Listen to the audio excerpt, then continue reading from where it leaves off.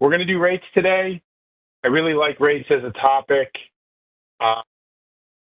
because I find that a lot of people don't learn it systematically. And there's a lot of great formulas and processes for not all problems, but for many of them, right? I want to do a couple simple ones and then show some where they even, can get simultaneous equations going into them. There's definitely, some of them you can just tell, like, okay, here's a particular formula that we're going to have to use, like, converging or diverging or catch up or average rate. These are all, the ones that, for sure, uh, you're in a position where if you use a specific formula, you should be able to get it right. So that's kind of where I want to start. And then we can get into harder ones as we move forward here. So the first thing I want to just do is a very basic average rate, something that I like to do with everybody. And I want to see kind of your process of dealing with it. I think there's kind of two schools of thought, which we'll talk about once we get into it. But yeah, I mean, my goal is to show you the most efficient path in solving some of these questions. So let's start off with an average rate. And remember, part of it is memorizing these formulas, knowing when to use them, et cetera, et cetera. So just keep that in mind too. All right, so first question I want you guys to do is here. So start this and then put your answer in the chat box and we can go from there.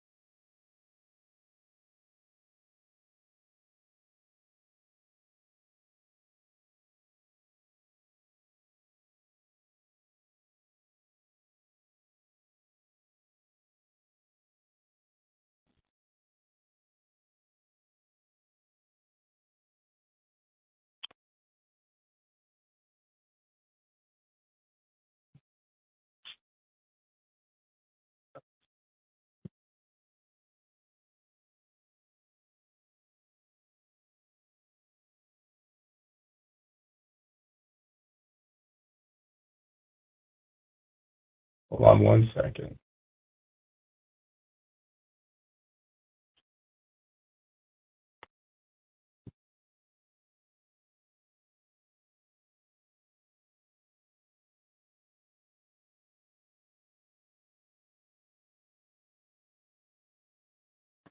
All right, I think we're in now. Okay, we're back. All right, so I'm going to use these here. I'm going to use this for my communication for today. Okay, so average rate is total distance over total time. What I was saying is my question is whether you guys are plugging in a real value or using just distance, variable d for your distance. So what I mean is you have a rate, you have a time, you have a distance. We have the to value, we have the from value, right?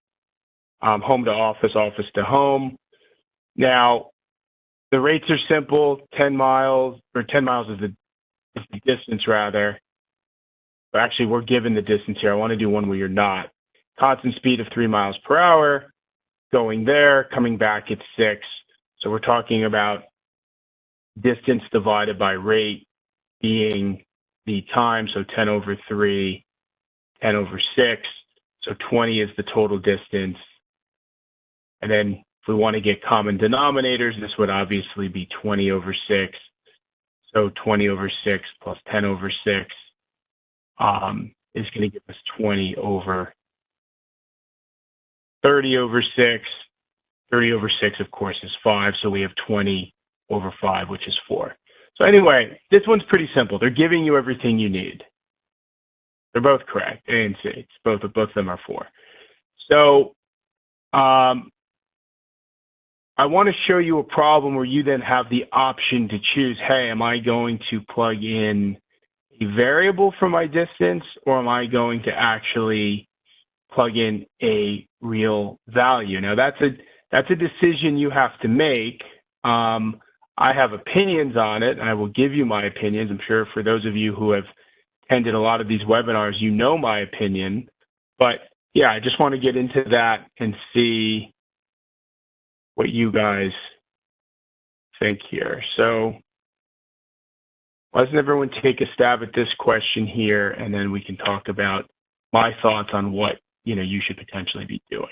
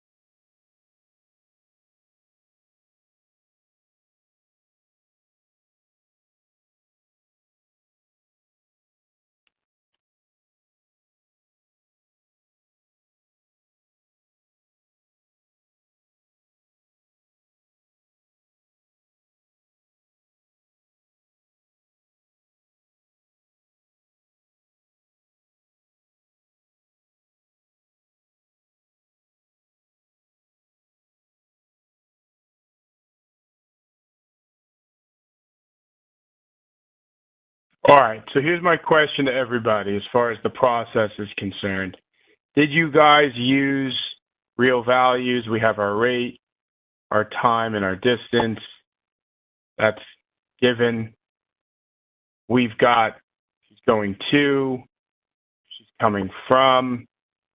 First part is simple, 4 and 10. Now, distance is our decision. Someone mentioned using the LCM. That's exactly what I would do here. So instead of using D and D, you use something that's easily divisible by 4 and 10. It's 20. So now all of a sudden, your time is 20 over 4, which is 5. Your other time is 20 over 10, which is going to be 2. So now when you do total distance over total time, very simple, 40 over 7. Now, can you do variables? Yes. Will you eventually get to 5 and 5/7? You will. But the thing is, those variables have to cancel out, and there's just more kind of gymnastics that you have to go through to get to that point. So it's kind of up to you if you prefer to use the variables or not. Like I said, I prefer not to, but it doesn't necessarily mean that, you do or don't have to. It's just my personal way of dealing with these. All right, so I want to give another question I like because it deals with almost simultaneous relation, or not, kind of like simultaneous equations, you could say, or different relationships within the realm of a rate problem, which you'll see in a second. So just give me a second to pull it up. All right, it's this one here.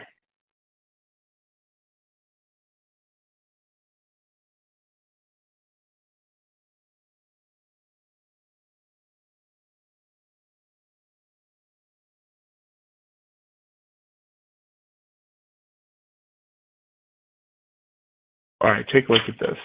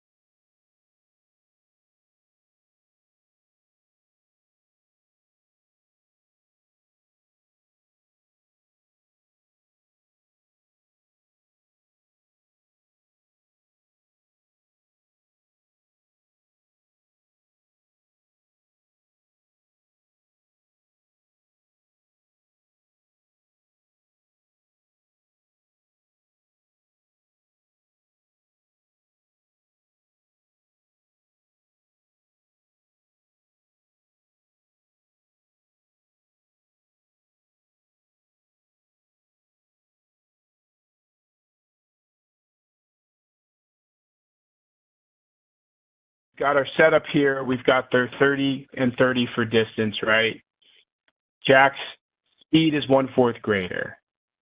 So he's 1 1/4 greater than Anna's. That's going to be 5/4.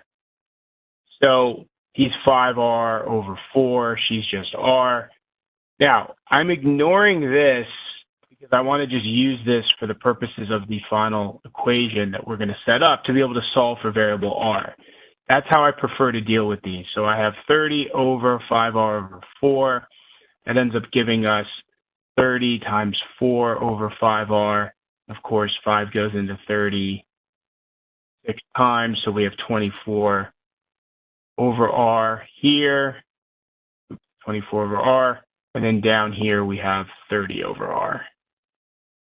So now the question is, okay, he arrived at school faster, so the thing we have to do is add the 10 minutes from his time equal her time, so that's 1/6 of an hour, and that's 30 over 4, or excuse me, 30 over R. And then we bring the 24 over, so we have 1/6 equals 6 over R. Cross multiply, 36 is equal to R. So they can do this. They can do this in a variety of ways, you know, a ton of different ways. So just be on the lookout for it as something that, you know, they can throw at you, where they're giving a relationship between a rate, giving a relationship between the time, and then having you reconcile it. And a lot of the easier questions, you know, like a converging or catch up, they don't necessarily do it that way. It'll just be one set of, it'll be just one set of variables. There's not going to be two simultaneous equations that you're going to deal with. So yeah, so just have those tucked away. Understand that it's something that they can throw at you, and of course, just be fully ready and prepared for it. You know, none of these. Once you do a couple of these, you know, they're not all that bad. They really aren't. You just have to understand the process in all of them individually.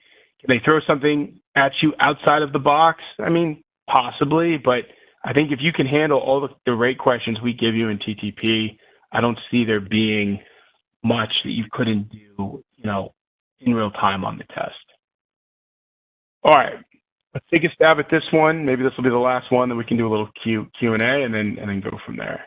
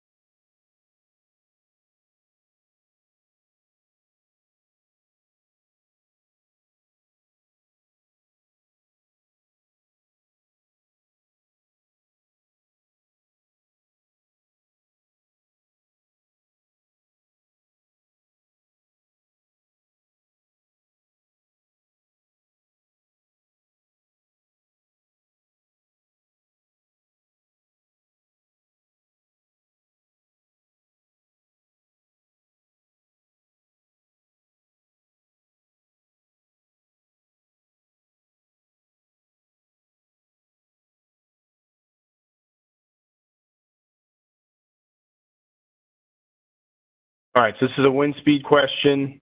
With and against is what we have going on. A lot of you guys got this right, which is great. Now, the rate without any wind is just 200, right?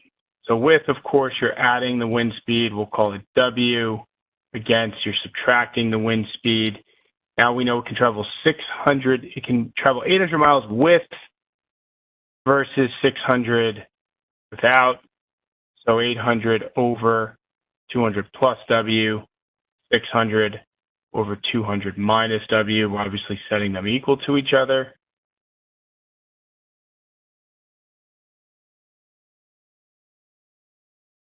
All right, then we're going to cross multiply. The thing is, you could just wait before you do the math. As I always, I like to wait to simplify because I have 600 and 200 just down plus W. So these zeros go away. This 8 goes away. 8 times that. Distribute the 8 inside, you're going to get 1600 minus 2W equals 1200 plus 6W. Do the math out, you ultimately come up with 200 over 7. Well, the question, one way the question could be molded is when you look at the times here, it could mention that one time is some amount greater than another time. You know, there's that. There's different things. It's tough for me to come up with them off of the top of my head. But if you understand this process in general, you know, it's really not that bad. Not that bad. So anyway, does anyone have any questions about that?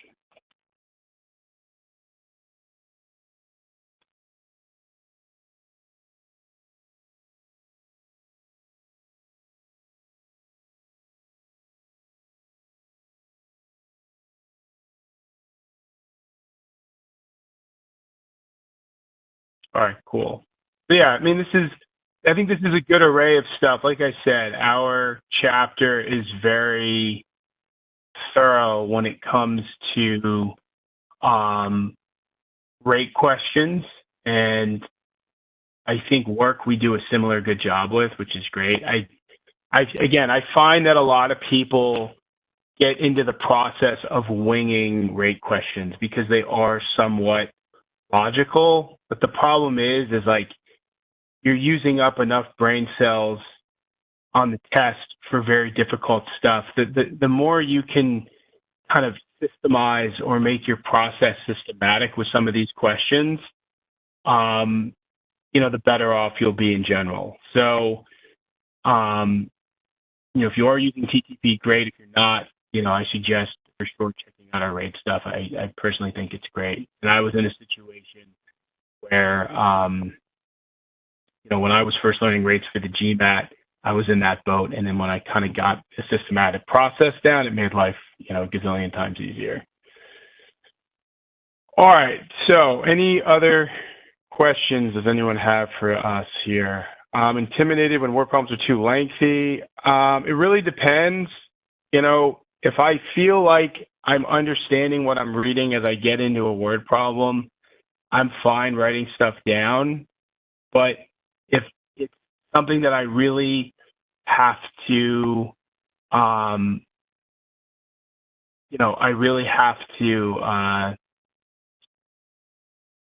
like internalize, kind of like with reading comp, for example, I would read through it first and then write stuff down after that. So, and this is a thing, you know, as you practice, I think you'll understand what works best for you.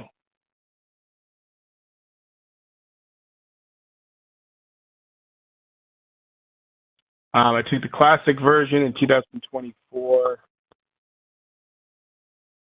and had the same scenario.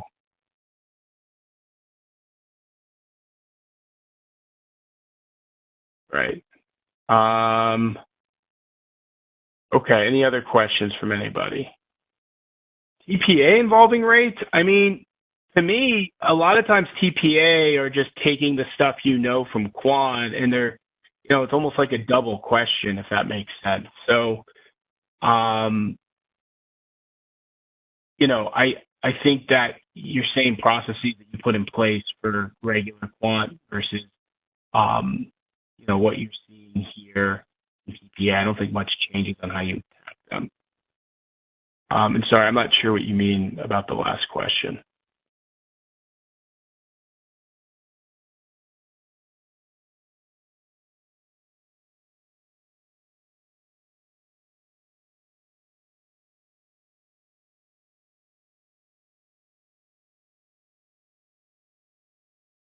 DS rate questions. I mean, there are special types of questions, especially with inequalities with DS.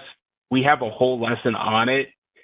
I mean, short of like doing a lot of those questions and practicing with them, there's no different tips that I would, tell you to deal with as far as DS questions go. It's a lot of the same processes and principles. I mean, the first and foremost component is you got to get these formulas down, different questions down.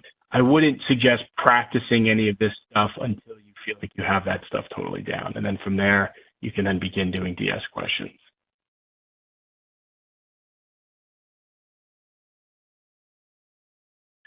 Um, Work problems, same deal. You're struggling with work problems. Um, do all the different types, get a systematic approach. I mean, eventually it'll start sticking. It takes a while. If official questions are harder than GMAT Club questions, I mean, as I've told you in the past, I can't tell you that I want you doing GMAT Club questions. I think you did them because you ran out of official ones. I would stick to our stuff and just the official questions. But the reason might be that you're used to the GMAT Club questions, and that's why, the official ones are tough.